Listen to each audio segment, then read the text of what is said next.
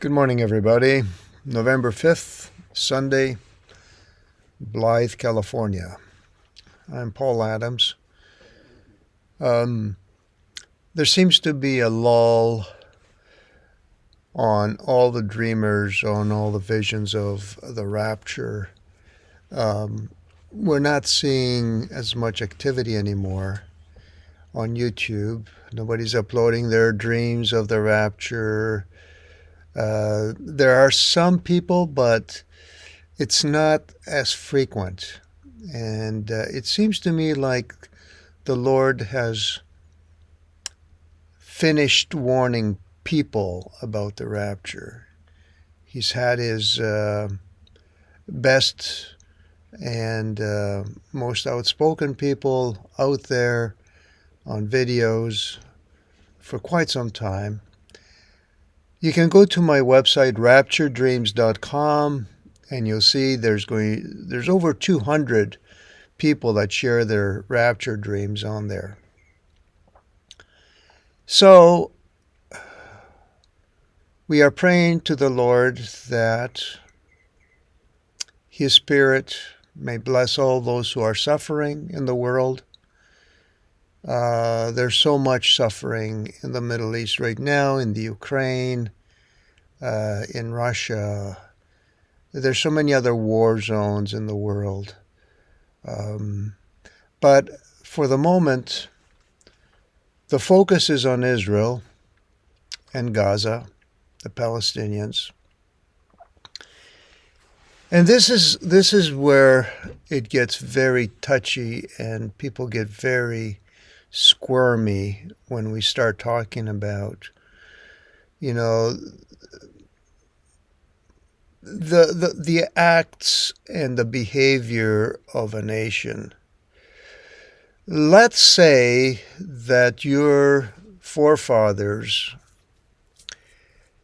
had suffered at the hands of their captors, of their conquerors.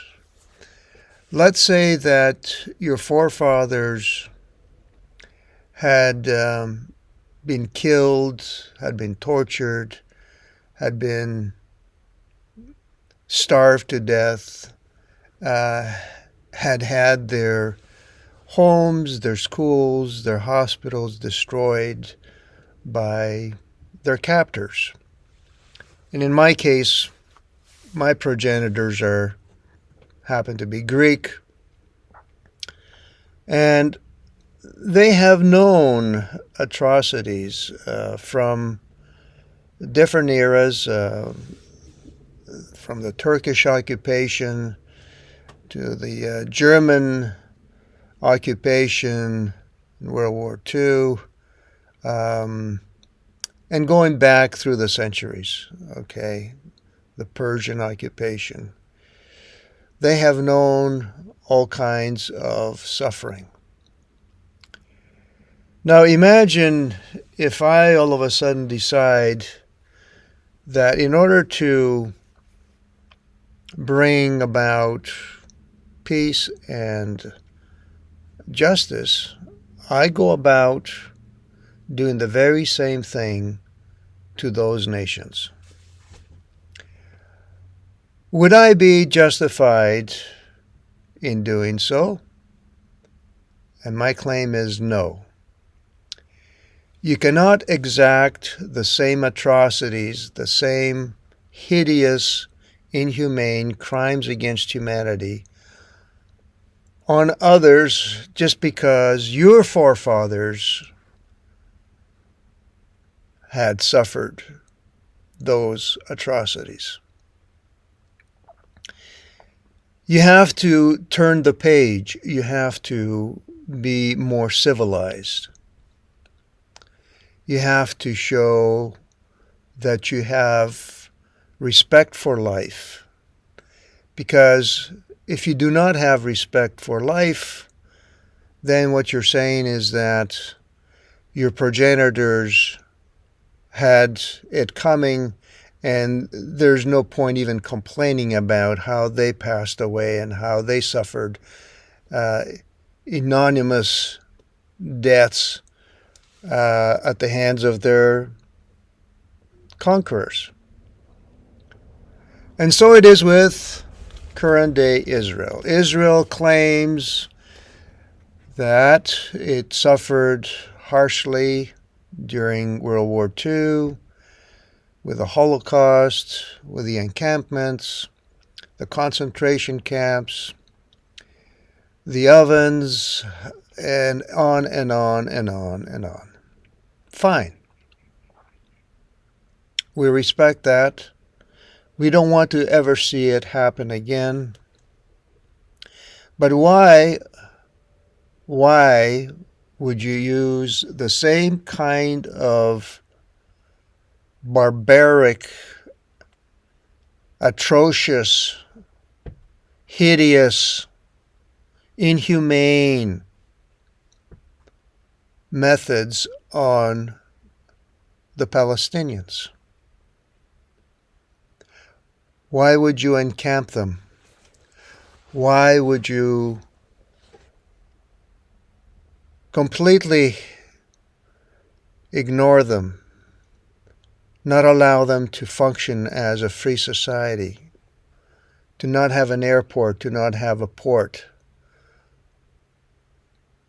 Why would you use them simply as slave labor to harvest your crops, to man your stores, and at the same time deprive them of the basic necessities, the basic freedoms of a free people?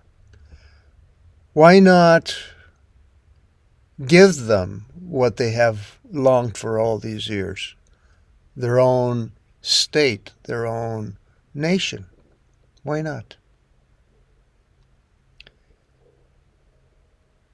So, not only are we seeing an uprising in the world's condemnation of Israel, what we're seeing is Israel being slowly surrounded again by Arab nations. It's a death of 1,000 cuts. They are going to try and exhaust Israel and the United States. I don't know how much longer the United States can support Ukraine and Israel. According to several generals, we have depleted our munitions. We have a very small, a sliver of an army, hardly any Marines. The Navy, given what Russia has as far as hypersonic missiles, the Navy in the Red Sea and in the Mediterranean, the Eisenhower is now in the Red Sea, but the Ford is in the Mediterranean.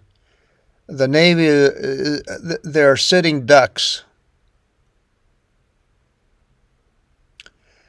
So I'm going to share some pictures here of what's going on in the Middle East. You probably have seen them yourself. This is just a reminder of the times we're living in.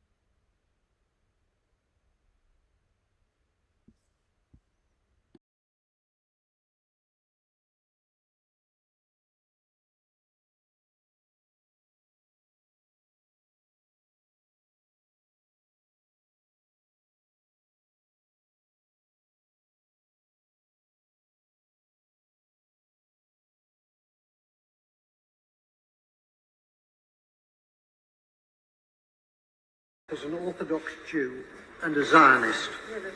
On a shelf in our kitchen was a tin box of the Jewish National Fund, into which we put coins to help the pioneers building a Jewish presence in Palestine. I first went to Israel in 1961, and I've been there since more times than I can count. I had family in Israel, and I have friends in Israel. One of them fought in the wars of 1956, 1967 and 1973, and was wounded in two of them. The tie clip which I'm wearing is made from a campaign decoration awarded to him, which he presented to me.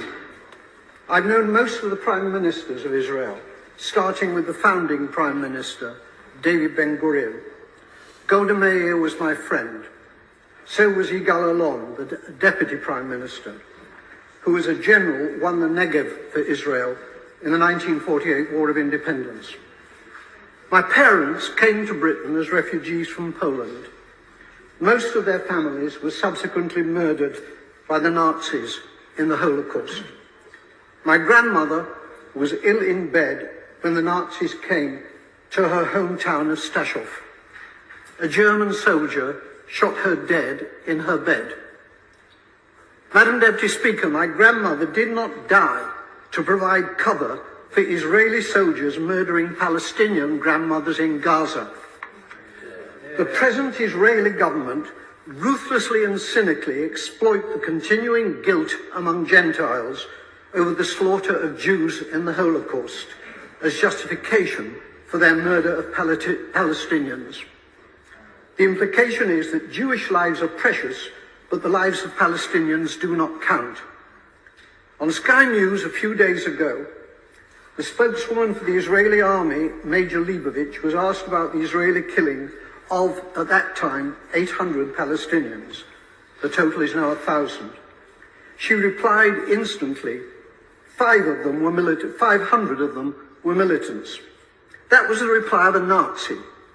I suppose that Jews fighting for their lives in the Warsaw Ghetto could have been dismissed as militants. The Israeli Foreign Minister, Tzipi Livni, asserts that her government will have no dealings with Hamas because they're terrorists. Tzipi Livni's father was Eitan Livni, Chief Operations Officer of the terrorist Irgun Tzvai Leumi, who organized the blowing up of the King David Hotel in Jerusalem, in which 91 victims were killed, including 4 Jews.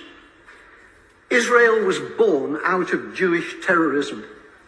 Jewish terrorists hanged 2 British sergeants and booby-trapped their corpses. Irgun, together with the terrorist Stern Gang, massacred 254 Palestinians in 1948 in the village of Deir Yassin. Today, the present Israeli government indicate that they will be willing, in circumstances acceptable to them, to negotiate with the Palestinian President Abbas of Fatah. It's too late for that, Madam Deputy Speaker. They could have negotiated with Fatah's previous leader, Yasser Arafat, who was a friend of mine. Instead, they besieged him in a bunker in Ramallah, where I visited him. It's because of the failings of Fatah since Arafat's death that Hamas won the election, the Palestinian election in 2006. Hamas is a deeply nasty organization, but it was democratically elected, and it is the only game in town. The boycotting of Hamas, including by our own government, has been a culpable error from which dreadful consequences have followed. The great Israeli Foreign Minister Abba Eban, with whom I campaigned for peace on many platforms, said, "You make peace by talking to your enemies." However many Palestinians the Israelis murder in Gaza, they cannot solve this existential problem by military means. Whenever and however the fighting ends, there will still be 1.5 million Palestinians in Gaza and 2.5 million more Palestinians in the West Bank, who are treated like dirt by the Israelis, with hundreds of roadblocks and with the ghastly denizens of the illegal Jewish settlements harassing them as well. The time will come, not so long from now, when they will outnumber the Jewish population in Israel. It's time for our government to make clear to the Israeli government that its conduct and policies are unacceptable and to impose a total arms ban on Israel. It is time for peace, but real peace, not the solution by conquest, which is the Israelis' real goal, but which is impossible for them to achieve. They're not simply war criminals, they're fools.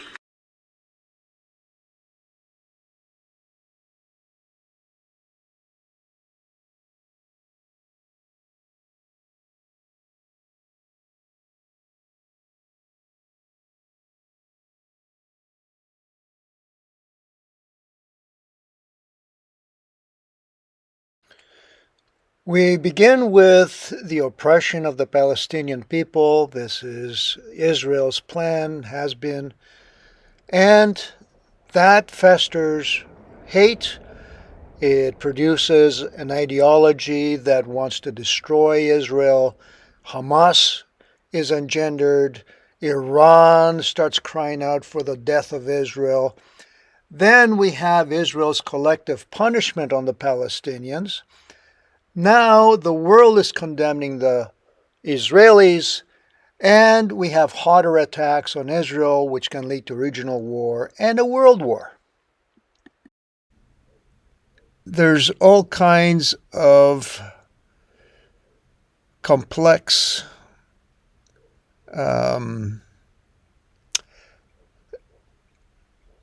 shall we call them perpetrators of crimes against humanity that are part of this equation. Don't forget that this is not all just about, the Greater Israel Project or giving Palestinians some land.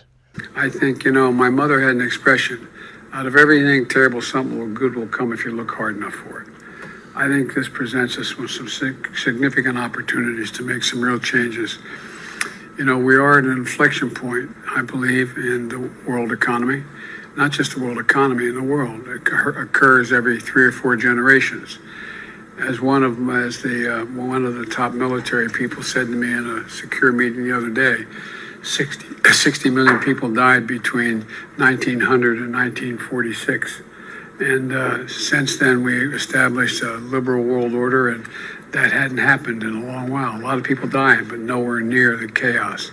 And now is a time when things are shifting. There's going to be a new world order out there, and we've got to lead it, and we've got to unite the rest of the free world in doing it. So anyway, I'm going to hush up, Mary.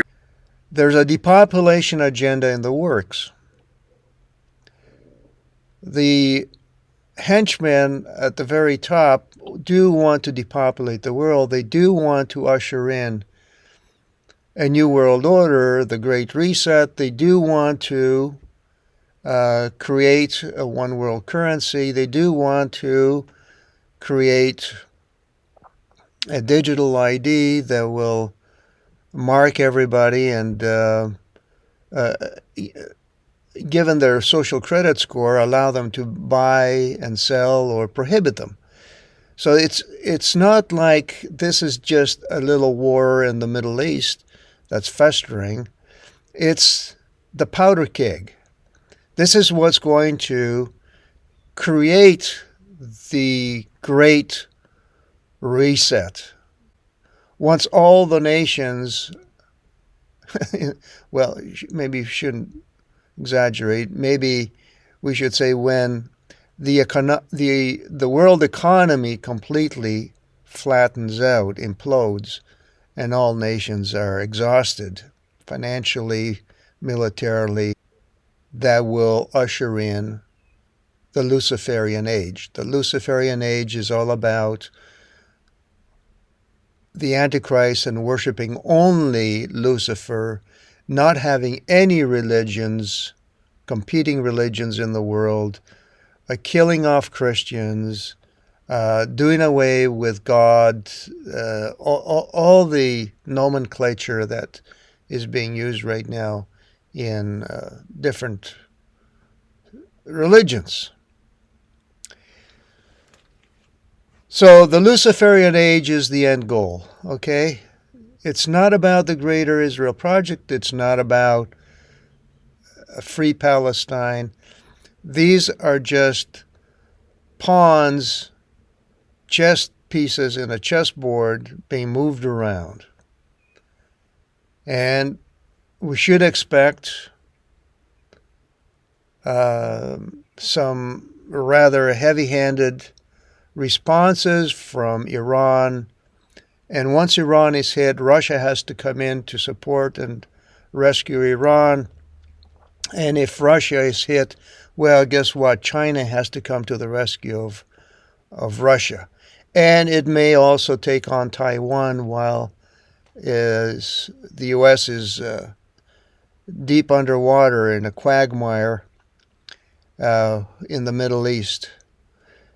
It's beyond its capabilities. It has reached the point that it is no longer going to be able to fight wars on several fronts, several theaters.